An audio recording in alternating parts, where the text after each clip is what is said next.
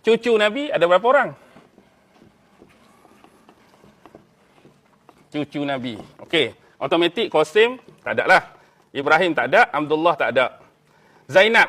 Zainab ni kahwin dengan Abul Ash. Masa zaman jahiliyah. Abul Ash. Dengan Abul Ash menghasilkan cucu pertama Rasulullah. Ali bin Abul Ash. Anak dengan Zainab lah. Yang kedua, adik dia. Dia letak nama mak saudara dia, Umaymah binti Abul Ash. Okey, 2 orang cucu Nabi. Lepas tu, Ruqayyah. Ruqayyah kahwin dengan siapa? Sahabat Nabi yang diberi gelaran Zunurain.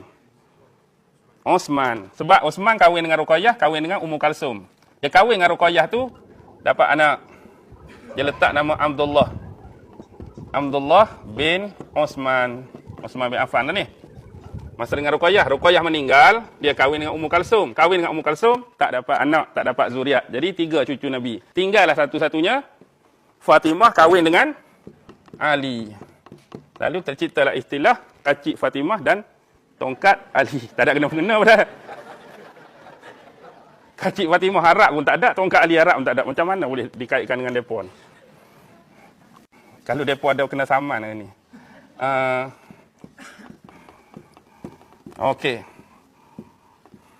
Pertama, Hasan lah kan? Hasan bin Ali. Yang kedua adik dia, Husain bin Ali. Yang ketiga, ni. Sebab ejaan dia, ada yang sebut Muhsin. Muhsin. Ada yang baca Muhassin. Muhassin tu kalau bubuh baris macam ni. Kalau bubuh baris macam ni, jadi Muhsin. Benda sama aja. Yang seterusnya ialah Zainab. Lepas tu Ummu Kalsum. Dia ulang nama sama aja. Bin Ali, bin Ali, binti Ali, bin Ali, binti Ali, binti Ali. Jadi cucu Nabi 8 orang. Jadi antara yang melahirkan zuriat keturunan Rasulullah sekarang yang paling banyak mana? Hasan dengan Husain lah. Hasan ada keturunan dia, Husain ada keturunan dia. Kalau yang keturunan Husain ni, lepas dia, anak Husain siapa? Yang terkenal Ali Zainal. Ali Zainal Abidin. Yang digelar As-Sajjad tu kan. Lepas tu lahirlah imam-imam Syiah tu tak? Konon-kononnya lah. Nak juga sirah pasport Rasulullah ni, boleh pergi beli dekat beg kuning. Sallu ala Nabi.